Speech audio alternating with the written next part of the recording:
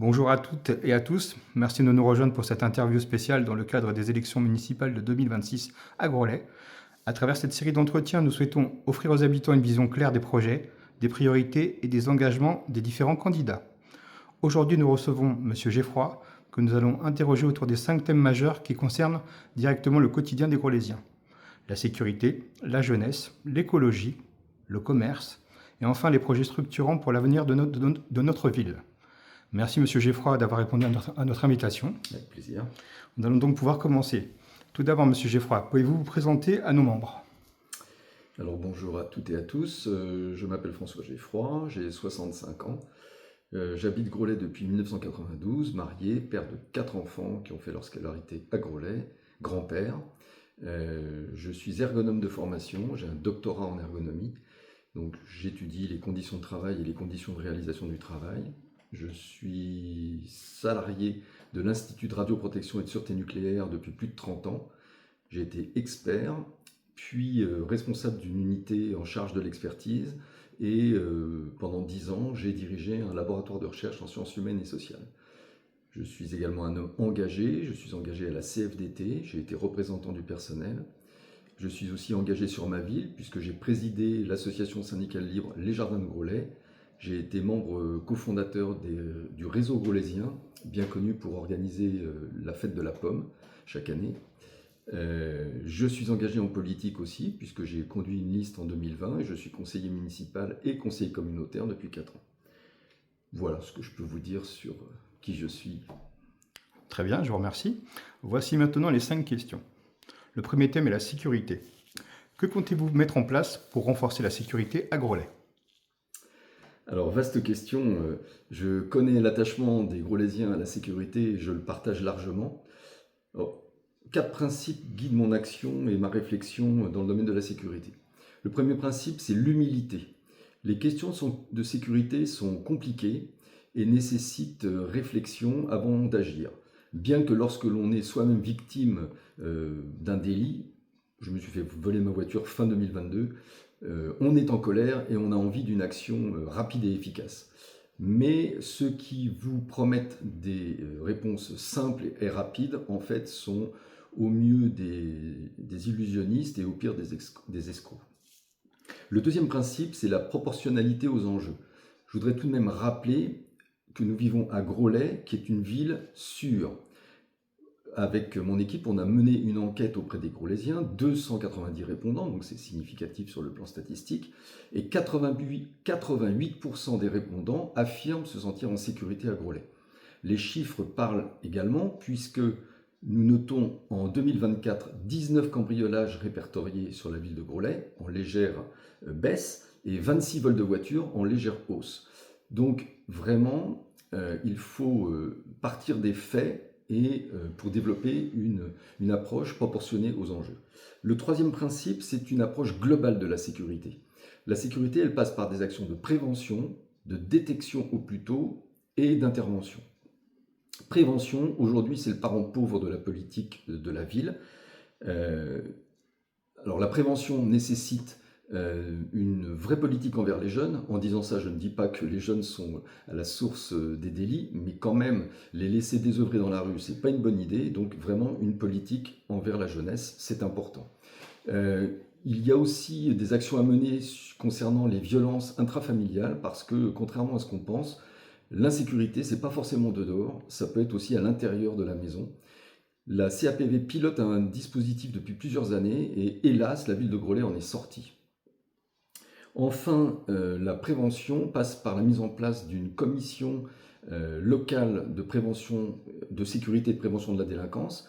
On a fait cette proposition au maire il y a maintenant plusieurs années et il a toujours refusé la mise en place d'une telle commission qui permettrait d'engager la discussion et la réflexion et l'action avec la police, les élus et un certain nombre de responsables locaux. Je pense à des présidents d'associations, à des présidents de copropriétés. Ça, c'est pour le volet prévention. Le volet détection au plus tôt nécessite un échange régulier entre la police et les habitants, ce qui suppose une attitude bienveillante des policiers qui ne doivent pas être vus uniquement comme ceux qui distribuent des contraventions, y compris pour des gens qui sont garés momentanément sur leur bateau pour rentrer leurs courses, comme ça a été le cas à Groslay, hein, puisque des gens se sont pris des prunes à 135 € simplement le temps de vider leur coffre.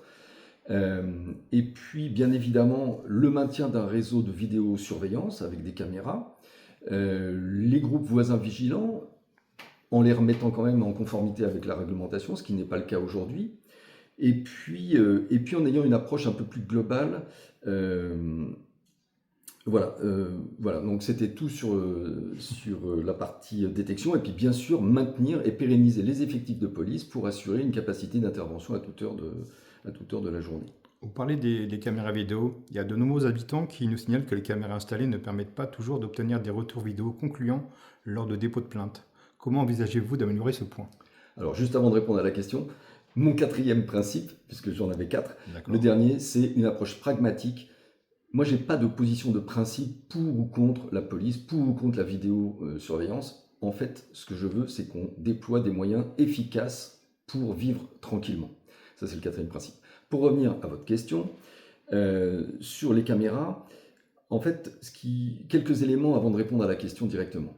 Le premier élément, c'est que le système dont nous disposons à Groslay, c'est un système piloté par la communauté d'agglomération Plaine-Vallée.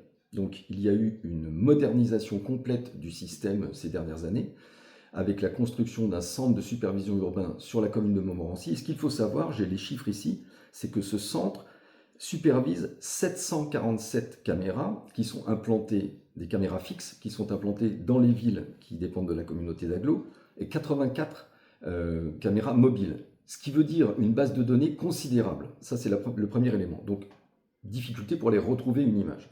La deuxième difficulté, c'est que la réglementation concernant le fait de visualiser a posteriori les images, cette réglementation impose que la police nationale soit présente. Les policiers municipaux ne peuvent pas comme ça revisualiser comme ils veulent les images. Le troisième élément, c'est que vous connaissez l'état des effectifs de police. Tout à l'heure, je mentionnais le vol de ma voiture. Eh bien, je suis allé déposer plainte au commissariat d'Anguin. J'ai attendu 4 heures avec des effectifs totalement sous-dimensionnés par rapport aux besoins. Donc, je crains que les pouvoirs du maire en la matière, puisque la question c'est est-ce que le maire va pouvoir intervenir, je crains que les pouvoirs du maire en la matière soient bien réduits. Mais j'ai demandé très récemment à visiter le CSU, et j'espère pouvoir vous en dire plus une fois que j'aurai fait cette visite. Très bien. Êtes-vous également favorable à un renforcement de la présence policière, notamment avec un dispositif opérationnel de la police municipale 24 heures sur 24? Alors, le renforcement de la police municipale suppose de savoir d'où on part. Aujourd'hui, quelques chiffres. À Groslay, nous avons 1,77 policiers pour 1000 habitants. C'est intéressant de ramener le nombre de policiers au nombre d'habitants, parce que sinon, on compare des choux et des carottes. Donc 1,77 à Groslay, 0,68 à Montmorency et 0,82 à Deuil. Donc nous avons, pour le dire simplement, 2 fois plus de policiers pour 1000 habitants qu'à Deuil. Est-ce que la ville de Deuil est pour autant une ville totalement dans l'insécurité? Je ne le pense pas. Ce que je veux dire par là, c'est qu'à Groslay, nous avons des moyens. La question n'est pas donc plus ou moins de moyens. Pour moi, l'enjeu, c'est de mieux utiliser ces moyens. C'est ça l'enjeu auquel je veux répondre avec mon mandat.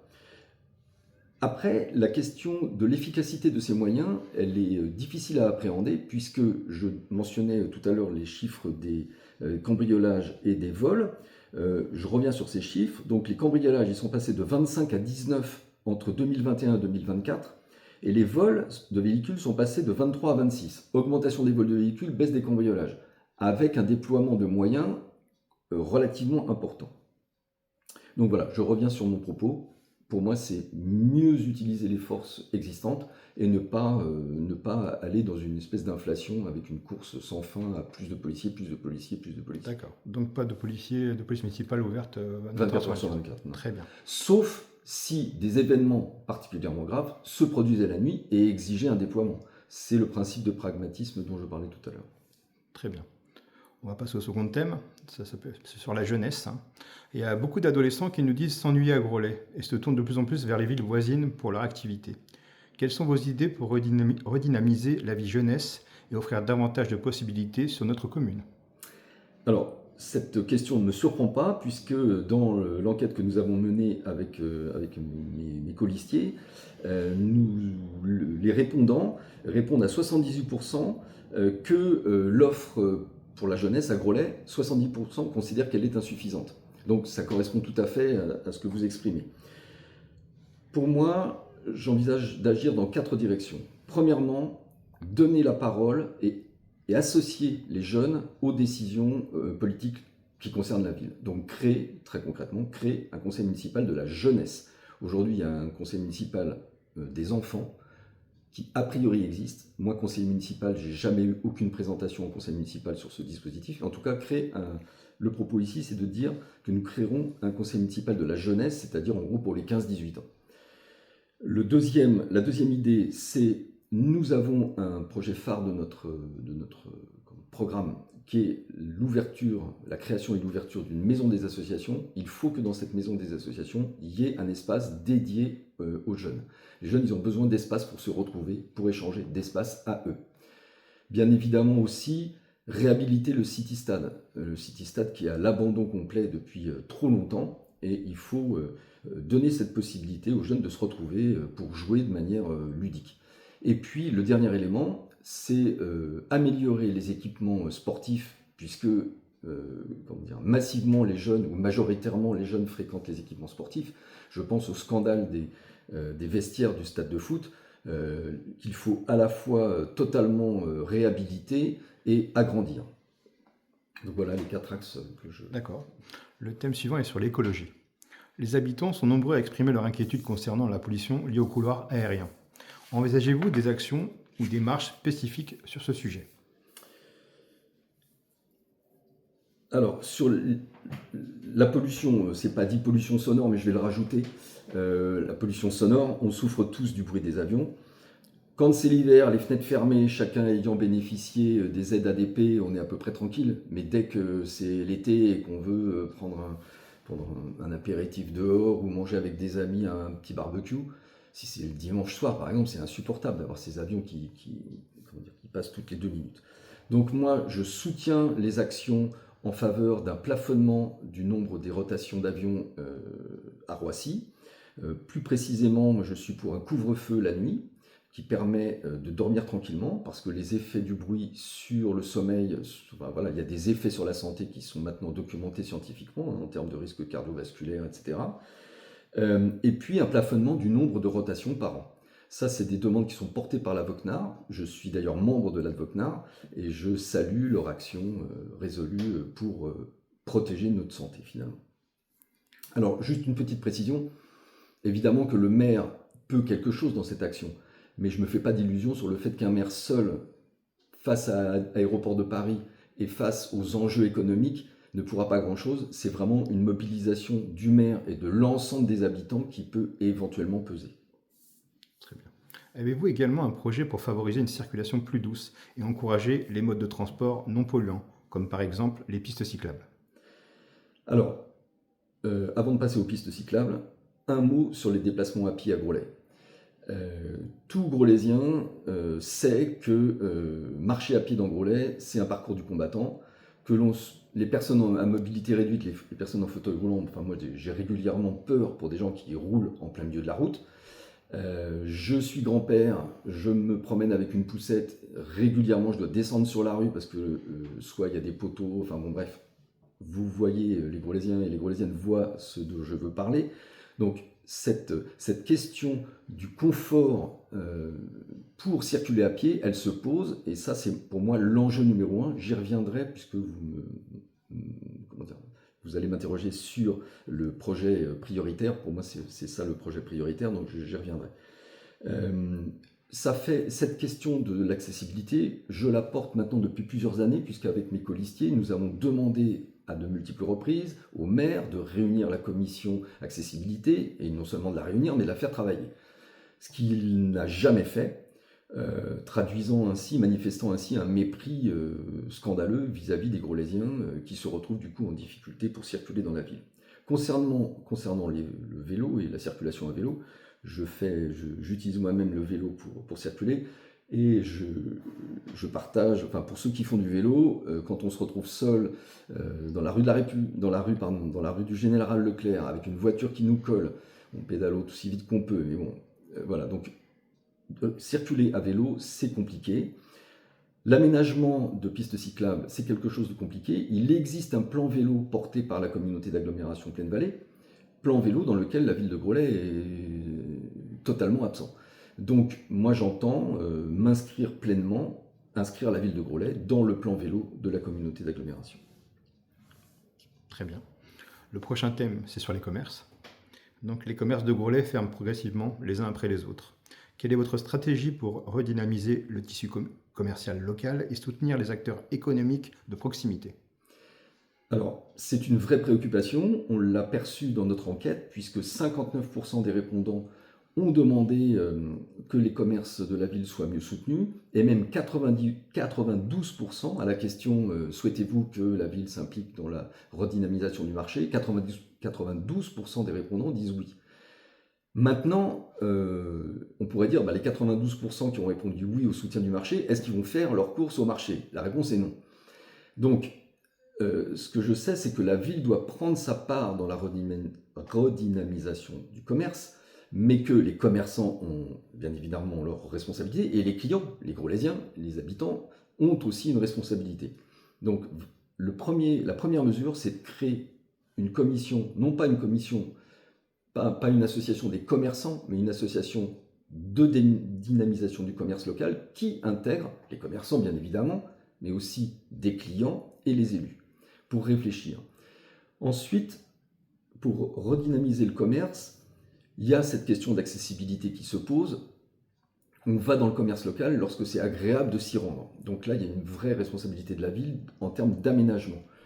Nous avons en tête, en projet de recréer une place. Les petites villes ou les villages, on peut considérer que le centre de Groslay, c'est resté un village. Il y a une place du village. Donc là, aujourd'hui, il n'y a plus de place de village. On veut recréer cette place de village. Où sera-t-elle? C'est à discuter, mais en tout cas, recréer cette place de village. On veut aussi, rendre l'espace public attractif. Par exemple, créer une terrasse de café. Les gens avec qui on en parle citent abondamment la ville de Saint-Brice avec son café où, quand on passe l'été, c'est vraiment très agréable de voir tous ces gens qui sont en train de boire un coup, se faire dorer au soleil. Donc ça, c'est aussi un élément de réflexion. Bien évidemment, il y a aussi des actions de promotion. Promotion au sens organiser une semaine du commerce, valoriser les commerçants dans les pages du journal communal, etc. Donc c'est cet ensemble d'éléments que nous allons mobiliser pour redynamiser le commerce. Et sur le marché, ce qu'on souhaite, c'est ne pas le considérer uniquement comme un espace de vente, mais comme un espace de vente, de rencontre et d'animation. On peut envisager, par exemple, organiser au marché une expo photo, une démonstration du basket, enfin voilà, pour rendre attractif ce lieu. Très bien. Le dernier thème, qui est sur votre projet fort. Pour conclure, pouvez-vous nous présenter l'un de vos projets majeurs si vous êtes élu, celui que vous considérez pour vous comme le plus important durant votre mandat si vous êtes élu? Alors, il y en a quelques-uns, mais aujourd'hui, parce que j'espère qu'on sera amené à se revoir, je pourrais peut-être reparler d'un deuxième projet. En tout cas, le projet qui me semble marquant et que je souhaite partager avec vous aujourd'hui, c'est celui du chantier des déplacements à pied, des déplacements piétons dans la ville. Je trouve scandaleux l'attitude du maire actuel qui, depuis 5 ans, fait la sourde oreille à nos demandes de travail sur la mobilité. Aujourd'hui, donc que l'on soit, je le disais tout à l'heure, que l'on soit en fauteuil roulant, que l'on soit parent avec enfant, que l'on soit personne âgée avec des difficultés de déplacement, on est confronté à des difficultés et vraiment ce chantier doit être mis en œuvre au plus vite parce que c'est un chantier extrêmement coûteux et qu'il va demander du temps. Aujourd'hui, le comportement, c'est de dire ça coûte cher, reportons-le à demain. Eh bien non, ça coûte cher, commençons dès aujourd'hui. Et donc, l'idée, c'est que chaque année, année après année, on consacre une somme significative pour améliorer les trottoirs. Je vais le dire comme ça, c'est un peu trivial, mais les trottoirs de Groslay. L'enjeu est important pour moi parce que l'espace public, c'est là où on rencontre, où on échange, où on a du plaisir à aller. C'est pas, comme voudraient faire le croire certains, un espace dangereux où il faut mettre des caméras partout et des policiers partout pour que les gens rentrent vite chez eux. Voilà. Retrouvons le plaisir de partager cet espace public. Merci, monsieur Geffroy. Merci Fabien Moignet.